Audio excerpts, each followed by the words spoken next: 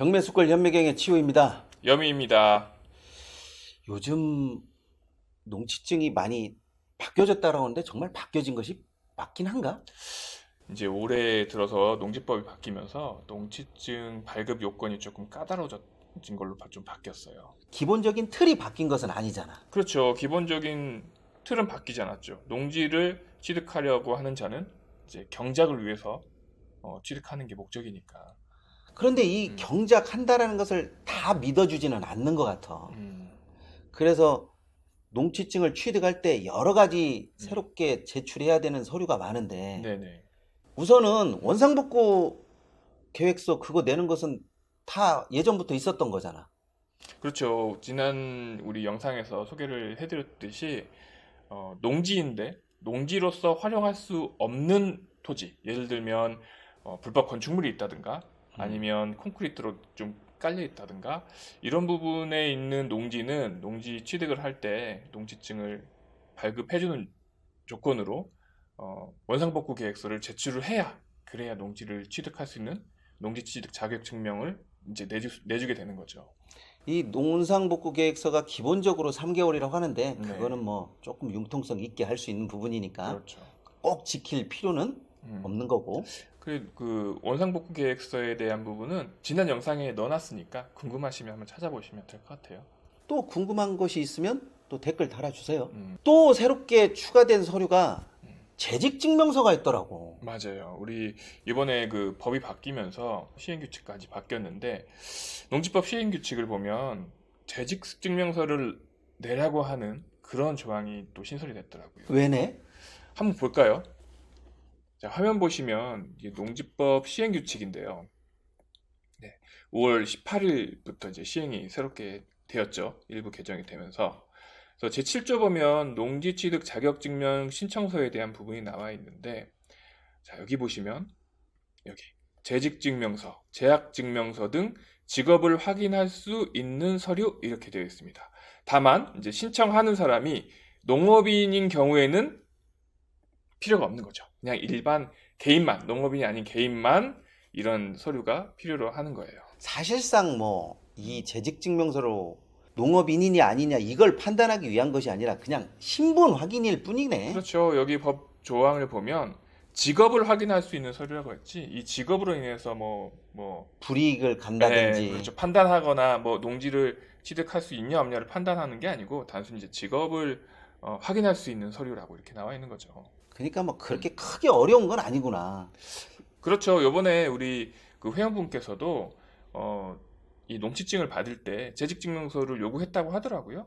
그래서 그런지 이 재직증명서 내는 것을 되게 거부감 있게 받아들이시는 분들도 상당히 많이 있더라고. 그럴 수도 있어요. 왜냐면 저도 직장 다닐 때 왠지 이런 부동산 투자하는 거에 대해서는 이렇게 좀 숨기고 싶은 그런 마음들이 있잖아요. 일반 뭐 사업자라든가 이런 뭐 장사하시는 분이라든가 이런 분들 같은 경우는 어차피 상관이 없는데 직장 다니신 분들은 혹시라도 직장 내에서 이런 것들이 좀 말이 퍼진다거나 소문이 나면 좀 부담스럽기도 하거든요. 또 불이익을 받을 그런 염려도 있는 그렇죠. 거고. 예, 예를 들어서 여기 농지 담당하는 관청에서 뭐 직장으로 연락을 해서 이런 부분에 대해서 또 얘기를 할 수도 있다 이런 걱정을 또 할 수도 있으니까. 근데 그런 걱정은 안 하셔도 되겠네. 그렇죠. 별로 그냥 요식 행위라고 해야 되나요? 그냥 필요한 서류만 하나 늘어났다고 생각하시면 되지. 뭐 농지 담당하는 사람이 직장에 전화해보고 그러진 않을 것 같아요. 바쁘신 분들이 뭐 그것까지. 그리고 또 한 가지로 이제 농지증에서 또 특별한 케이스 중에 네. 이게 공유자와 협의를 거쳐서 도면을 그려가지고 오라고 하는 그런 부분이 있더라고. 네, 맞아요. 그거는 우리 단체 톡방에서도 그런 질문이 지금 몇 번 올라왔는데, 농지법 여기 시행 규칙에 보시면 그 부분이 나와 있거든요. 자, 여기 마한목에 나와 있는데요. 신청인을 포함하여 각자가 취득하려는 농지의 위치와 면적을 특정하여 구분 소유하기로 하는 약정서 및 도면 자료 이렇게 나와 있습니다. 요 부분을 보고 이제 담당 공무원이 이제 그 지분으로 취득을 할 때 도면이라든가 약정서를 내라고 하는데 요 부분은 좀 잘못 알고 계시는 것 같아요. 공무원분들도 그렇고 우리 투자자분들도 이 부분에 대해서 걱정을 많이 하시는데 요 뒤에를 한번 더 보셔야 돼요. 여기 가로되어 있죠. 가로 표시 안에를 읽어보시면 신청인이 1필지의 농지를 공유로 취득하려는 공유자인 경우만 해당된다. 이게 무슨 말이냐면 우리가 경매로 지분을 낙찰받는 거는 1필지에 이미 공유자가 나뉘어져 있는 그 공유자의 일부 지분을 낙찰받는 거잖아요. 그런 경우에는 이 부분에 해당되지 않는 거죠. 이미 지분으로 나눠져 있으니까. 이 부분에 해당되지 않는다라는 그 말에 빡 꽂히는데 그러면 이게 경매에서 지분 농지를 내가 취득했을 때는 사실상 아무런 상관이 없다라는 이야기예요. 그렇죠. 이렇게 약정서라든가 도면서를 제출을 안 해도 된다는 얘기죠. 왜냐하면 내가 경매로 지분을 낙찰받았는데 공유자를 내가 알 수도 없잖아요, 솔직히. 그분은 어떻게 찾아가서 약정서 써주세요 그러면 이게 말이 안 되는 얘기죠. 그냥. 그런데 이제 사람들은 이렇게 농지증에 관한 부분이 까다로워지고 또 더군다나 약정서, 도면자료, 아직 공유자랑 서먹서먹한 관계인데 그 사람한테 뭐 해달라고 한다라는 이런 것 때문에 농지 가격이 떨어질 거라고 하는 그런 걱정까지 하더라고. 네. 이 부분은 어떤 경우냐면 우리는 이제 경매나 공매를 투자하는 투자자 입장이지만 그냥 일반 매매에서 온전한 한 필지를 둘이 같이 가서 공유 관계로 그 토지를 구입할 때, 매매할 때, 매수할 때 이 둘이는 쓸 수 있잖아요. 우리 같이 가는 거니까. 그럴 때 약정서라든가 이 도면 자료를 제출해야 된다 이 얘기죠. 아, 그러니까 매수자 입장에서 공유 관계일 때 그렇죠. 그때는 이제 단 하나의 필지일 때, 한 필지일 때 공유자 없이 한 명의 소유자 거를 내가 공유해서 둘이 가서 공유해서 그걸 살 때, 그럴 때는 이제 나눠서 해야 된다. 사실상의 경매나 공매에서 그렇죠. 지분 농지를 갖는 거하고는 전혀 상관이 없네. 그렇죠. 그러니까 이거는 다시 한번 정리를 하면 공유 농지가 있는 일부분의 공유 농지를 취득할 때는 사실상 이 조항은 상관이 없다라는 거지. 상관이 없는 거죠. 다시 한번 제가 말씀드립니다. 너 다시 한번 말해줘. 한번 여기를 표시하면서 다시 한번 얘기를 해볼게요. 자, 여기 농지법 시행규칙의 제7조 농지취득 자격증명 신청서 등 이 여기 보시면 자, 여기 필요한 서류가 있죠. 1항에 농업경영계획서에 첨부해야 되는 서류 이렇게 되어 있는데 마목에 보시면 신청인을 포함하여 각자가 취득하려는 농지의 위치와 면적을 특정하여 구분 소유하기로 하는 약정서 및 도면 자료 이 부분에 대해서 이제 투자하시는 분들이 되게 고민이 많으신데 이 부분은 신청인이 1필지의 농지를 공유로 취득하려는 공유자인 경우만 해당한다 이렇게 되어 있어요. 사실상 이렇게 농지에 대해서 제약을 많이 건다라는 것은 나는 뒤바꿔서 생각하면 농지가 활용 가치가 높고 가격이 뛸 확률이 높기 때문에 제재를 가하는 거지. 그렇죠. 이것 때문에 가격이 떨어진다라고 나는 그렇게 보지는 않아. 그렇죠. 근데 이제 이거를 조금 혼동하시는 분들도 많고, 아, 이러이러한 요건 때문에 농지를 취득하는 것은 부담스러워. 이렇게 생각하시는 분들이 있어서 내가 이 부분에 대해서는 다시 한번 물어보는 거야. 그렇죠. 뭐 전에도 농지법에 농지증에 대한 이 항목은 있었던 것이고 기존에도 농지를 취득할 때는 꼭 자격증명이 필요했었거든요. 그렇지. 네. 소유권을 원래 취득하려고 했던 하니까. 일들을 조금 더 강화해서 보겠다는 것뿐이지 안 내준다는 건 아니거든요.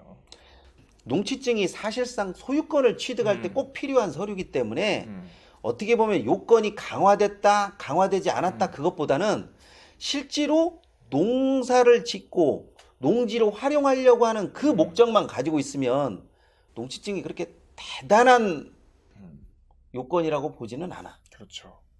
그리고 또 하나 좀 주의해야 될 사항이 뭐냐면 여기 한번 보시죠. 이게 새로 신설된 조항인데요.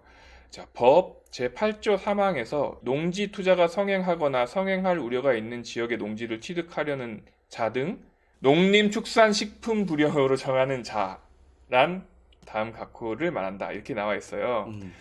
자, 보시면 8조 3항을 한번 눌러볼게요.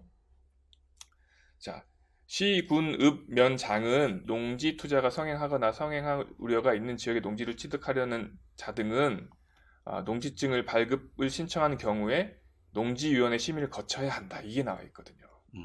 네, 근데 이제 심의를 거쳐야 되는 사람이 이제 이 투기자라는 얘기잖아요. 그렇지. 그 사람이 어떤 사람이냐면 이 항을 보시면 돼요. 취득 대상 농지 소재지 관할 시군 자치구 또는 연접한 시군 자치구. 그러니까 자기가 거주하고 있는 관할 구역이든가 아니면 붙어있는 연접한 지역이 아니면 투기자로 본다 이거죠. 아, 사실상 네. 경작거리를 본다는 얘기네. 그렇죠. 그래서 2022년 8월 18일 이후 처음 취득하려는 자 이렇게 되어 있으니까 이 부분에 대해서는 조금 우리가 더 신경을 써야 될 것 같아요. 투기가 성행한다라는 것도 이게 조금 애매모호한데 애매모호해야죠.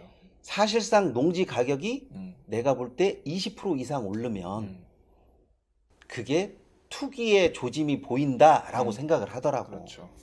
그만큼 농지에 대한 이득이 크기 때문에 음. 이런 조항이 신설되는 거지 음, 이득이 없는데 저런 조항이 신설될 리는 없잖아. 그렇죠.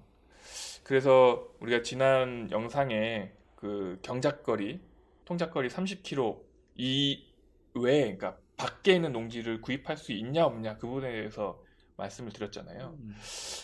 그게 넘으면 사실 좀 까다로워질 수도 있겠다라고 생각이 들긴 해요. 8월 18일 이후에. 그런데 이런 조항은 사실상 일반 매매를 대상으로 한 거기 음, 때문에 음, 경매는 누가 낙찰될지 모르잖아. 음, 그래서 이 조항에 해당되지 않는 거야. 그렇죠. 그래서 본인이 지금 농지를 가지고 있으신 분이라면 농업 경영체 등록하셔서 농업인 등록을 하시면 조금 더 그러니까 넓은 지역, 먼 지역도 취득하기에 조금 편하지 않을까 이런 생각이 듭니다. 그래서 농지를 가지고 계시다면 농업인 등록을 꼭 하십시오. 그리고 농지를 취득하려고 하는 사람들도 음, 사실상 이런 거는 어떻게 보면 이제 막 시작된 거기 때문에 음. 허점도 많고 음, 또 제도적으로 이게 안착이 안 돼서 그렇죠. 너무나 그렇게 겁을 먹을 필요도 없다라고 나는 생각을 해. 맞아요. 원래 처음 시작할 때 소나기가 내리면 피해가면 되는 되듯이 거지. 네, 처음 시작할 때 시범타 뭐라 하죠 그거를? 시범 케이스. 시범 케이스가 되지 않으면 되는 거죠. 이번 시간에는 농지증에 관한 이야기를 제가 해드렸는데요. 사실상 농지를 취득하려고 보면 농지증이 반드시 필요한 필수 서류다 보니까 늘어나는 거, 사실상 줄어드는 것은 없지만 계속적으로 늘어나는 거에 어느 정도 우리가 대응을 할 필요는 있습니다. 그렇지만 그것 때문에 너무나 위축되지는 않았으면 좋겠다는 생각에서 이번 영상을 제작하게 됐습니다. 네. 이번 시간은 여기까지 하도록 하겠습니다. 감사합니다. 감사합니다.